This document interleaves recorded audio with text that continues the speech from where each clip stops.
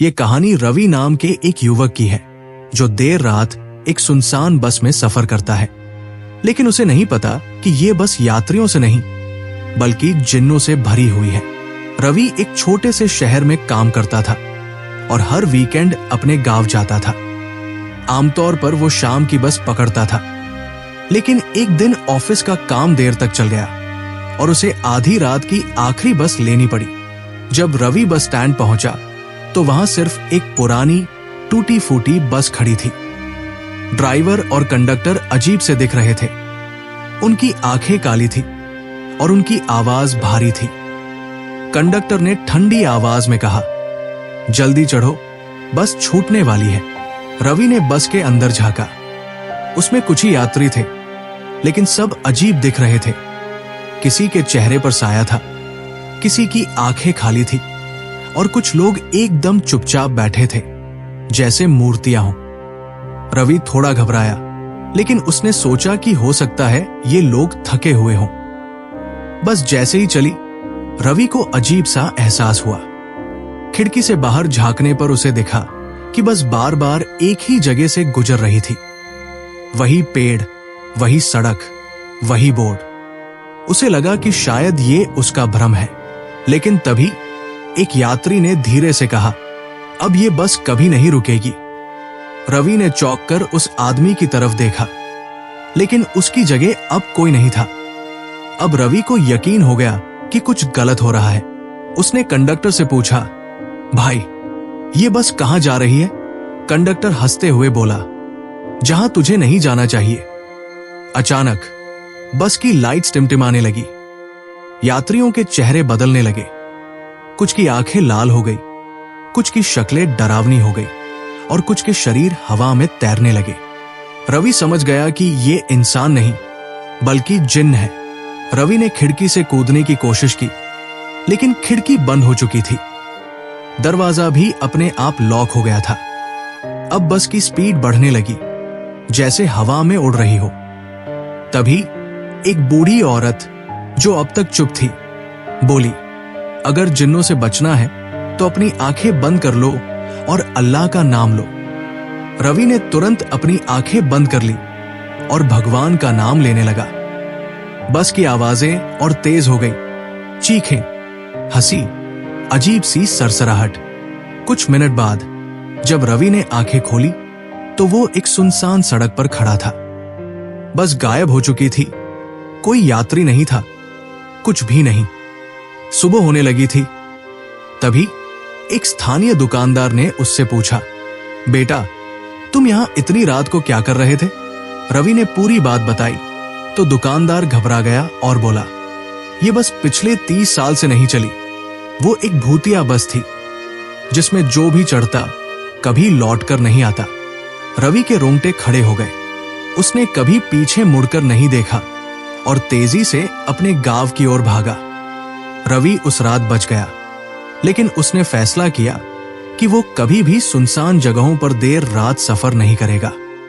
इस कहानी से हमें ये सीख मिलती है कि हमें हमेशा सतर्क रहना चाहिए, क्योंकि कई बार जो चीजें हमें सामान्य लगती हैं, वे असल में भयावह रहस्य छुपाए होती है। रवि घर तो पहुंच गया, लेकिन उस रात की घटना उसके दिमाग से नहीं निकल रही थी। उसके मन में ढेरों सवाल थे। क्या वो सब सच था या सिर्फ उसका भ्रम? अगर वो बूढ़ी औरत उसे मंत्र न बताती तो उसका क्या होता? वो बस आखिर कहाँ गई? रवि को लग रहा था कि वो इस रहस्य को ऐसे ही छोड़ नहीं सकता। उसने तय किया कि वो उस बूढ़ी औरत को ढूंढेगा जिसने उसकी जान बचाई थी।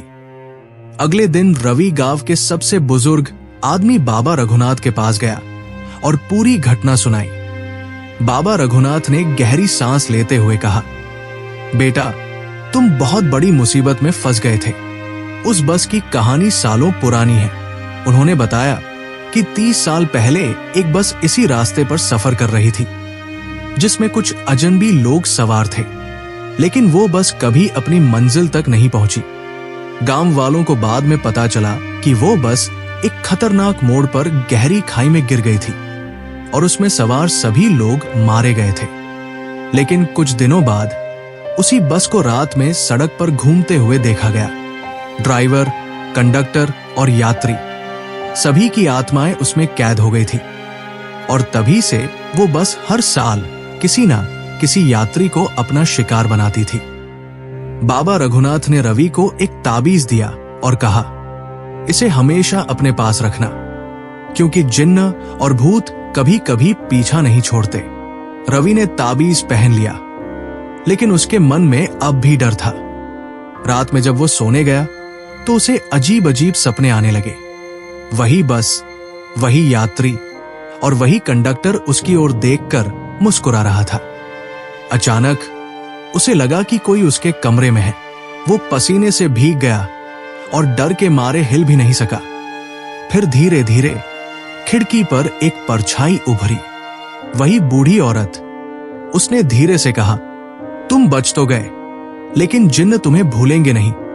अब ये कहानी अभी खत्म नहीं हुई। और फिर वो गायब हो गई। रवि बहुत घबराया हुआ उठा और सोचने लगा कि क्या सच में वो जिन्न अभी भी उसके पीछे है। उसने बाबा रघुनाथ को फिर से ढूंढा, लेकिन बाबा भी अचानक गायब हो चुके थे। गांव में सब कह रहे थे कि बाबा रघुनाथ पिछले 10 सालों से मर चुके हैं। रवि के पैरों तले जमीन खिसक गई। तो फिर कल रात उसने जिससे बात की थी, वो कौन था? अब रवि के पास 2 ही रास्ते थे। या तो वो इस डर के साथ जिंदगी बिताए, या फिर इस भूतिया बस के रहस्य से पर्दा उठाए। उसने फैसला किया कि वो उस जगह दोबारा जाएगा जहां वो बस मिली थी। लेकिन ये सफर आसान नहीं होने वाला था, क्योंकि उसके पीछे अब कोई और भी था। रवि अब ये समझ चुका था कि वो सिर्फ किसी भूतिया बस का शिकार नहीं हुआ, बल्कि कोई जिन्न या आत्मा उसके पीछे पड़ी थी। बाबा रघुनाथ का अचानक गायब होना, बूढ़ी औरत का सपना और रहस्यमय घटनाएं, इन सब का कोई न कोई मतलब जरूर था। रवि ने फैसला किया कि वो उस भूतिया बस का सच जाने बिना चैन से नहीं बैठेगा। उसने गांव के सबसे पुराने मंदिर के पुजारी त्रिलोकनाथ बाबा से मिलने का सोचा। कहा जाता था कि बाबा को तंत्र मंत्र और आत्माओं की दुनिया की गहरी समझ थी। जब रवि मंदिर पहुंचा तो बाबा पहले से ही उसका इंतजार कर रहे थे। बाबा ने गंभीर आवाज में कहा, बेटा, मुझे पता था कि तू आएगा। जिन्नों ने तुझे चुन लिया है, लेकिन अभी भी एक रास्ता है। रवि घबरा गया, लेकिन उसने हिम्मत जुटाई और पूछा, मुझे इनसे कैसे छुटकारा मिलेगा बाबा?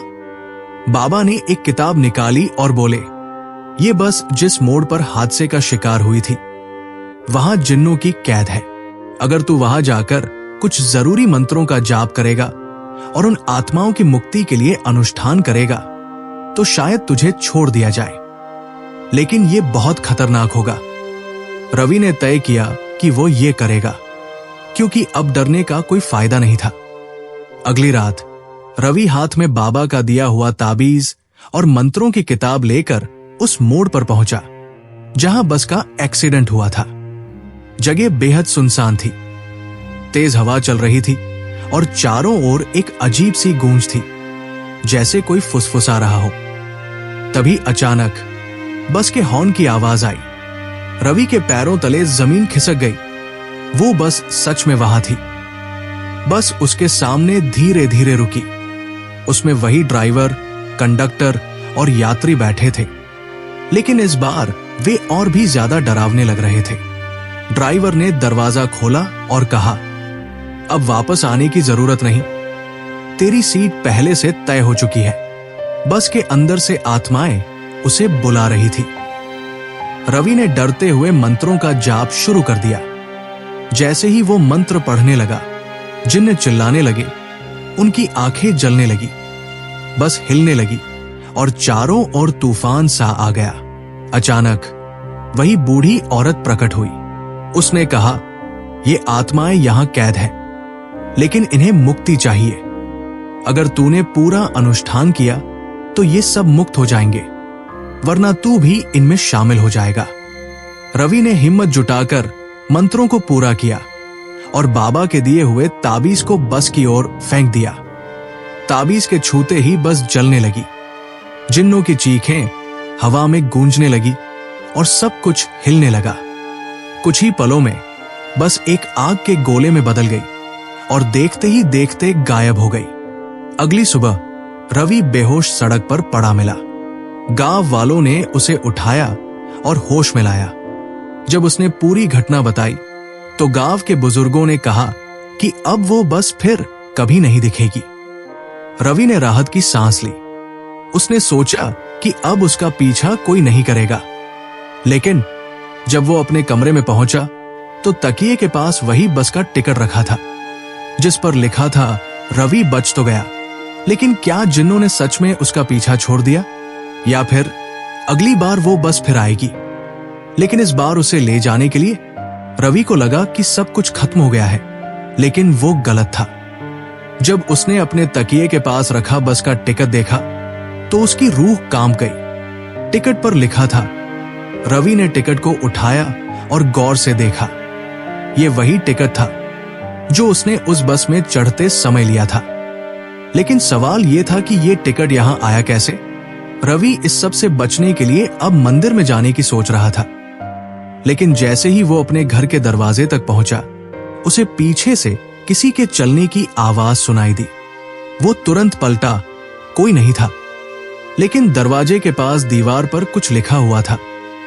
अब रवि को लगने लगा कि भूतिया बस अभी भी उसका पीछा कर रही है।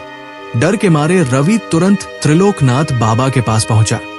उसने बाबा को पूरी बात बताई, बस का जलना, जिन्नों का गायब होना और रहस्यमयी टिकट।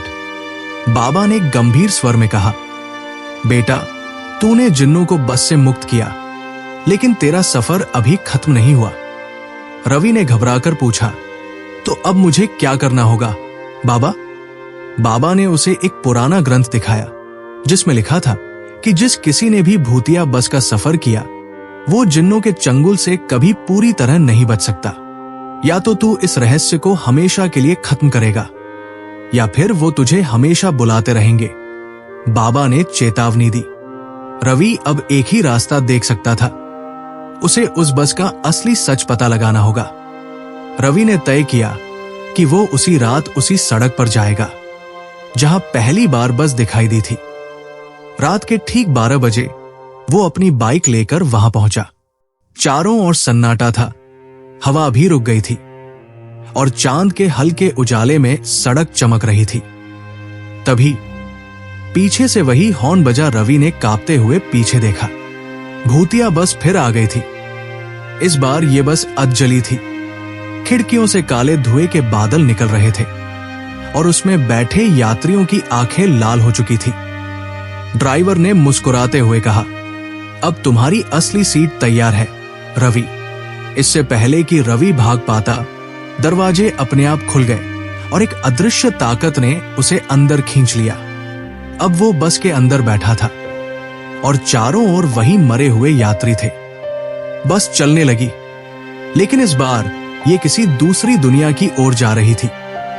रवि चिल्लाया, मुझे जाने दो। तभी सामने ड्राइवर की शक्ल बदलने लगी। ड्राइवर अब कोई इंसान नहीं था, बल्कि वही बूढ़ी औरत थी जिसने पहले उसकी मदद की थी। उसने धीरे से कहा, अब कोई मदद नहीं कर सकता रवि, अब बस का आखिरी सफर शुरू हो गया है। बस अंधेरे में समा गई और उसके बाद कभी किसी ने रवि को नहीं देखा। लेकिन कुछ सालों बाद उसी सड़क पर एक नया यात्री खड़ा था जो बस का इंतजार कर रहा था। और तभी भूतिया बस फिर लौट आई।